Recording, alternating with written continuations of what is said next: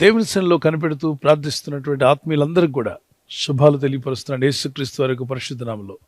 ప్రతిదినము ఒక వాగ్దానం తీసుకుని మనం ధ్యానిస్తున్నాం. నేటి దినపు వాగ్దానము 91వ కీర్తన 3వ వచనం. వేటకాని ఊరిలో నుండి ఆయన నిన్ను విడిపించును.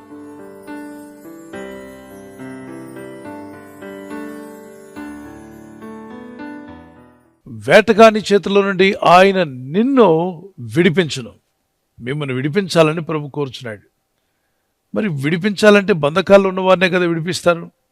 అవును, పలు విధాలైన బంధకాలు నేటి దినాల్లో ఆత్మీయంగా బంధకాల్లో ఉన్నవారు ఉన్నారు, మానసికంగా బంధకాల్లో ఉన్నవారు ఉన్నారు, మరి భౌతికంగా కూడా బంధకాల్లో ఉన్నవారు ఉన్నారు. పలు విధాలైన బంధకాలు మనిషిని ముందుకు పోనివ్వకుండా, తాను సాధించాల్సిన పనులను సాధించకుండా ఆటంకపరుస్తూ వెనక్కి లాగివేస్తున్నటువంటి పరిస్థితి. ఆత్మీయంగా ముందుకు పోదామంటే ఏదో ఒక బంధకం, ఆర్థికంగా ముందుకు పోదామంటే కొన్ని బంధకాలు, మానసికంగా కొన్ని విషయాలు వారిని బంధించినట్టుగానే వెనక్కి లాగివేస్తూ ఉంటాయి. ఇక్కడ బైబిల్ చెప్తుంది, వేటగాని ఊరిలో నుండి. ఎవరో ఒక వేటగాడు ఉన్నాడట, వీడు ఊరేస్తూ ఉంటాడు. వేటగాళ్ళు ఏం చేస్తారు? అడవిలోకి వెళ్ళినప్పుడు అడవి జంతువులను పట్టుకోవడానికి ఊరి తయారు చేసి చెట్ల మధ్యలో ఆహారమున దగ్గర అవి ఎక్కడ టెంప్ట్ అవుతాయో అక్కడే పెడతారు. అవి వాటి కంటికి కనబడకుండా, అవి ఏమాత్రము ఇది ఉరి అన్న విషయం తెలియకుండా మంచి ఆహారం దొరికే స్థలంలో అవి ఎక్కడ తిరుగులాడతాయో గమనించి అక్కడ వేటగాడు ఉరిని అమర్చి వెళ్ళిపోతాడు. తనకు బాగా తెలుసు ఈ అడవి జంతువు ఖచ్చితంగా ఆహారం కొరకు అక్కడికి వస్తుందని.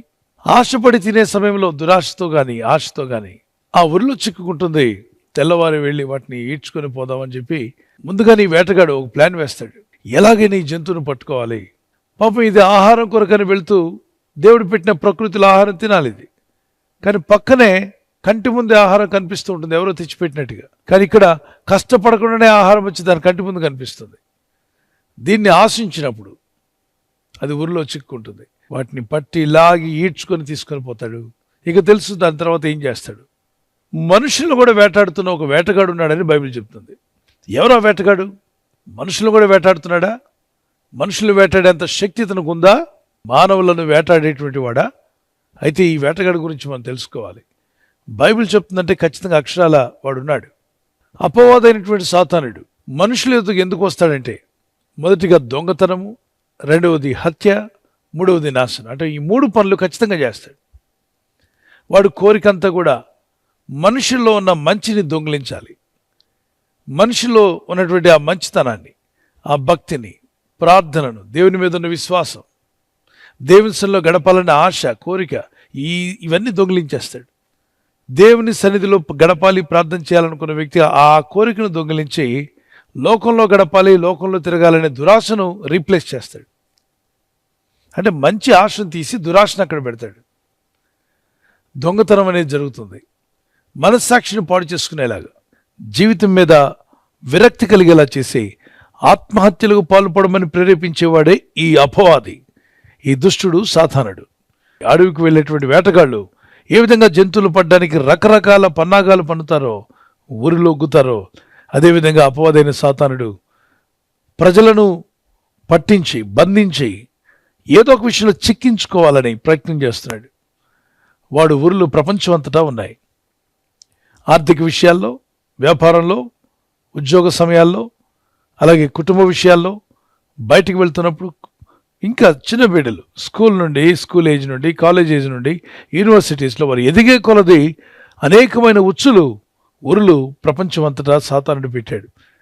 చూడండి, కొంతమంది అంటారు, నేను చిన్నప్పుడు చాలా భక్తిపరుడిని, బాగా ప్రార్థించేవాడిని, మరి ఇప్పుడు నేను దారి తప్పానండి, దేవునికి దూరం అయిపోయాను, కొన్ని సంఘటనలు నన్ను లోకంలోకి ఈడ్చివేశాయి అంటే వారు లాగివేయబడ్డారు. దుష్టునికి చోటివ్వకుడి అని ఎఫెసీ పత్రిక 4:26-27 మాట్లాడుతుంది.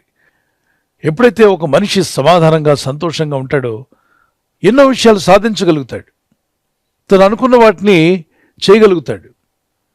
అదే ఆ వ్యక్తిలో శాంతి లేకుండా, సమాధానం లేకుండా, డిసప్పాయింట్ అయ్యి, డిస్కరేజ్మెంట్, నిరుత్సాహంతో ఉన్నాడు అనుకోండి, చేయాల్సిన పనులు కూడా చేయలేడు. వేటగాని ఊరిలో నుండి ఆయన నన్ను విడిపించును. ఎవరాయన?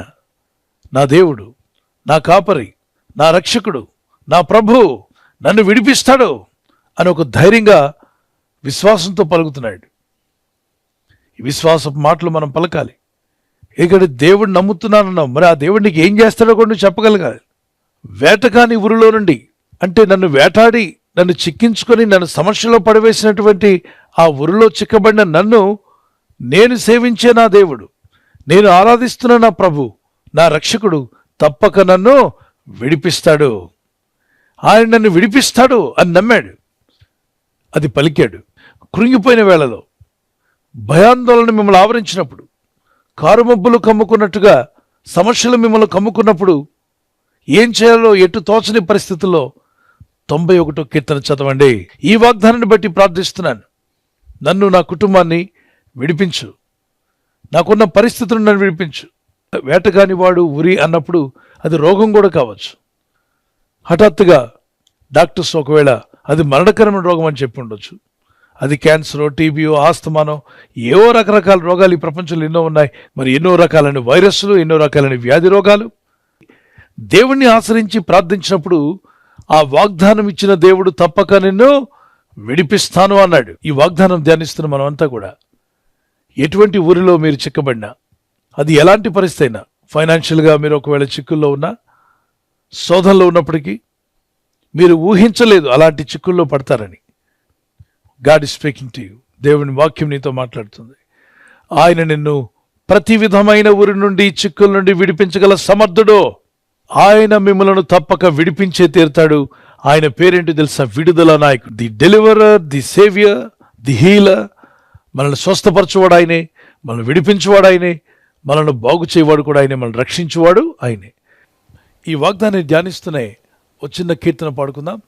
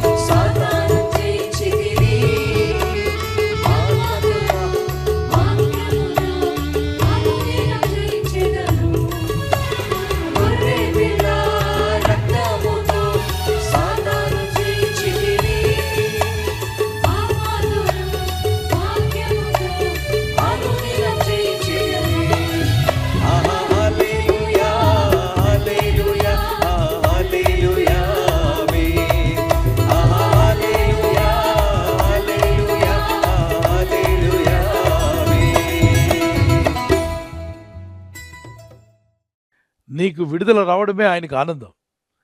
మిమ్మల్ని దేవుడు ఫైనాన్షియల్ స్ట్రగుల్స్ నుండి విడిపించడమే ప్రభుకు చాలా ఆనందం. మిమ్మల్ని పాపముల నుండి, శాపముల నుండి విడిపించి మీరు విడుదల పొందినప్పుడు మిమ్మల్ని చూసి ఆనందించాలని ప్రభు కోరుచున్నాడు. ఈ వాగ్దానం నేను నమ్ముచున్నాను, నా ప్రభు నన్ను విడిపిస్తాడు. ఎటువంటి బంధకాల్లో ఉన్నా, ఎలాంటి ఉరిలో చిక్కబడినా, నన్ను చిక్కించుకోవడానికి ఎవరు ఎన్ని ప్రయత్నాలు చేసినా, నా దేవుని సన్నిధిలో ప్రార్థిస్తాను, ఆయన నా ప్రార్థన విన్నపాలను వింటాడు, నాకు ఆ విశ్వాసం ఉంది, తప్పక నేను విడుదల పొందుకుంటాను, ఈ బంధకాల నుండి నాకు డెలివరెన్స్ రాబోతుంది అని నమ్ముచున్నాను. వారు ఒకసారి చేయి చూపించగలరా?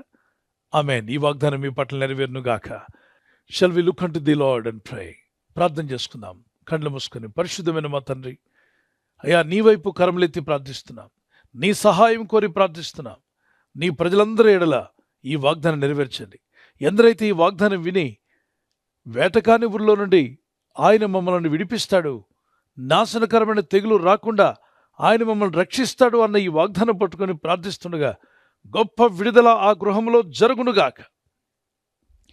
ఆ వ్యక్తులు ప్రార్థిస్తున్న నీ ప్రజలకు, ఈ ప్రార్థనలు ఏకీవించిన వారికి, ఈ వాగ్దానం విని ఎవరైతే చిక్కుల్లోనూ, సమస్యల్లోనూ, బంధకాల్లో ఉండి నిట్టూర్పు విడుస్తూ ఏం చేయాలో అర్థం కాని పరిస్థితిలో బాధపడుచున్నారో వారందరికీ విడుదల ఇవ్వాలని ప్రార్థిస్తున్నాను తండ్రి. ఇదిగో అయినా నీ ప్రజల్లో ఉన్న బంధకాల నుండి విడిపించండి, శోధనలో నుండి విడిపించండి, సమస్యల్లో నుండి విడిపించండి, ఆర్థిక ఇబ్బందుల నుండి వారికి విడుదల రావాలి. అయ్యా పాపపు బంధకాల నుండి విడిపించండి, రహస్య పాపం నుండి విడిపించండి, శాపముల నుండి విడిపించండి, దుష్టుని ఆలోచనలను కొట్టివేయండి. వీరి జీవితాల్లో నీ చిత్తం నెరవేరాలి. యవన బిడ్డలను జ్ఞాపం చేసుకునండి. ఈరోజు ప్రార్థించి ప్రయత్నించబోతున్న శంకుస్థాపన అయిన, గృహప్రవేశమైన, ఒక బిజినెస్ ప్రారంభిస్తున్నా, ఉద్యోగ ప్రారంభానికి వెళ్తున్నా, ఒక మంచి కార్యక్రమాన్ని ప్రారంభిస్తుండగా, నేను వారి బిడ్డల వివాహం కొరకు ప్రయత్నాలు చేస్తుండగా, వారు చేస్తున్న ప్రయత్నాలు ఫలించలాగున మీ దూతలకు ఆజ్ఞాపించండి. ఎవరైనా హాస్పిటల్లో ఉన్నా, ఐసీయూలో ఉన్నా, ప్రభు ఎవరైతే సీరియస్ కండిషన్లో ఉండి బాధపడుతున్నారో వారికి యేసు నామములో స్వస్థతను అనుగ్రహించండి. ఒక బలహీనత వల్ల కృంగిపోయిన వారిని లేవనెత్తండి. మీ గాయపడిన హస్తమును చాపి వారికి ఉన్న సకల రోగాల నుండి విడుదల ఇచ్చేయి. వారిని లేపి నడిపించడాన్ని సాక్షులుగా నిలబెట్టుకోండి. ఈ ఉదయకాలం ప్రతి రోగి యేసు నామములో స్వస్థత నొందునుగాక. తండ్రి, ఈ దినం ఎవరైతే ప్రయాణమై వెళ్ళబోతున్నారో, అది రైలు మార్గమైనా, ఆకాశ మార్గమైనా, బస్సుల్లో, వాహనాల్లో ఎక్కడ ప్రయాణం చేస్తున్నా, రోడ్డు మార్గంలో ఏ వాహనంలో వారు ప్రయాణం చేస్తున్నా, నీ ప్రజలకు కాపాడే దూతలను పంపండి. ఉదయం బయలుదేరి సాయంకాలం ఇంటికి వచ్చేంత వరకు నీ కాపుదల, కాపాడే దూతల యొక్క సహాయము నీ ప్రజలకు దయచేయమని అడుగుతున్నాను. తండ్రి, ఎలాంటి ఊరిలో, ఎలాంటి చిక్కుల్లో పడి కొట్టుమిట్లాడుతున్న నీ ప్రజలకు ఈరోజే విడుదల మీరు ఇస్తారని నమ్ముచున్నామా తండ్రి. నీ ప్రజలకు విడుదల వచ్చునుగాక. నీ కనికరం చొప్పున, నీ దయ చొప్పున మీ కరము చాపి వారిని తాకి విడిపించి బలపరిచి నీ సాక్షులుగా నిలబెట్టుకోమని ఈ వాగ్దానం అందరి పట్ల నెరవేరుస్తున్నందుకు నేను స్తుతిస్తూ, ఘనపరుస్తూ క్రీస్తు యేసు నామములో అడిగి వేడుకొనుచున్నాను నా పరలోకపు తండ్రి. ఆమేన్, ఆమేన్. ఈ విశ్వాస యాత్రలో క్రీస్తు వైపు చూస్తూ ముందుకు సాగిపోదాం. God bless you. ఈ వాగ్దానం విని మనతోనే ఉంచుకోకుండా అందరికీ షేర్ చేద్దాం. మనం పంపిన వాగ్దానము అనేకులు విడిపిస్తుంది కనుక అనేకులకు షేర్ చేద్దాం. God bless you. బర్త్డే జరుపుకునే వరకు happy birthday to you, many more returns of the day. God bless you. మీకు వాగ్దానం 1 పేతురు 3:9 ఆశీర్వాదమునకు వారసులగుటకు మీరు పిలువబడితిరి. మనం పిలువబడింది ఆశీర్వాదానికి కారకులగడానికి. ప్రార్థించండి ఈ వాగ్దానం పట్టుకొని. May the lord bless you. Blessed happy new year to you. మరి ఎవరైతే యానివర్సరీ జరుపుకుంటారో మీ అందరికీ వాగ్దానం ద్వితీయోపదేశకాండం 31:8 నీ ముందర నడుచువాడు యెహోవా, ఆయన నీకు తోడయుండును, ఆయన నిన్ను విడువడు, నిన్ను ఎడబాయుడు. భార్య భర్తలుగా మీ ఇద్దరు ఈ వాగ్దానం పట్టుకొని ప్రార్థన చేయండి. Happy wedding anniversary, many more returns of the day. God bless you. ప్రభు మిమ్మల్ని వాగ్దానంతో బలపరచునుగాక. భార్య భర్తకు లోబడాలి, భర్త భార్యను ప్రేమించాలన్న ఈ ఆజ్ఞలకు విధేయులైతే మీ ఇల్లు అద్భుతంగా ఉంటుంది, కుటుంబం సమాధానంగా ఉంటుంది. దేవుని చిత్తం నెరవేర్చే కుటుంబంగా మీ ఇల్లు ఉండునుగాక. God bless you. ఈ ఛానల్ మీరు సబ్స్క్రైబ్ చేసుకోవడం వలన 2 పనులు జరుగుతున్నాయి. ఒకటి, సువార్త జరుగుతున్నది, ఆత్మలు రక్షించబడుతున్నాయి. రెండవది, పేదలకు, అనాథలకు ఈ ఛానల్ ద్వారా సహకారం అందించడం జరుగుతుంది. మనం సబ్స్క్రైబ్ చేసుకోవడం వలన అందరికీ సహాయం చేసిన వారమవుతున్నాం. ఖచ్చితంగా ఈ యూట్యూబ్ ఛానల్ ను సబ్స్క్రైబ్ చేసుకొని బెల్ బటన్ ను క్లిక్ చేయండి. మీకు వెంటనే మెసేజెస్ పంపబడతాయి.